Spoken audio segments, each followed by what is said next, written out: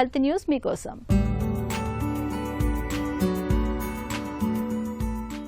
ఏ వస్తువైనా జీవితాంతం ఒకేలా పనిచేయదు. మధ్యలో చిన్నపాటి మరమ్మతులు వస్తూనే ఉంటాయి. వాటిని సకాలంలో గుర్తించి ఆ మరమ్మతులేవో చేసేస్తే ఆ వస్తువు మరికొంతకాలం నిరాటంకంగా పనిచేస్తుంది. ఇదే సూత్రం మన శరీరంలోని కణాలకి వర్తిస్తుంది. కానీ ఇక్కడ మనం ఏం చేయకుండానే కణాలు వాటంతట అవే బాగవుతున్నాయి. మరి ఈ పని చేస్తున్నది ఎవరు అనే అనుమానం ఎప్పుడైనా వచ్చిందా? ఆస్ట్రేలియాలోని మెక్వైర్ యూనివర్సిటీ శాస్త్రవేత్తలు ఈ దిశగా ఆలోచించి సమాధానం కనుగొన్నారు.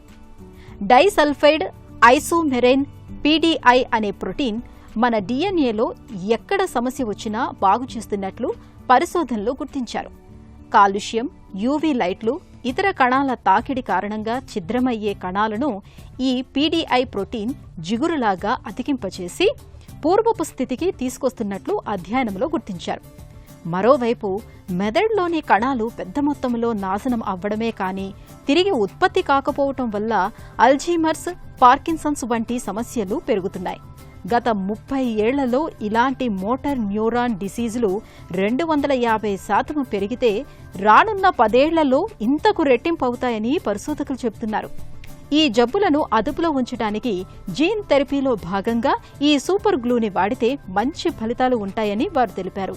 ఈ సూపర్ గ్లూ చికిత్సతో అల్జీమర్స్, పార్కిన్సన్స్ వంటి జబ్బులకు అడ్డుకట్ట వేయడంతో పాటు బయోలాజికల్ ఏజ్ని కూడా తగ్గించుకోవచ్చని పరిశోధకులు వివరిస్తున్నారు.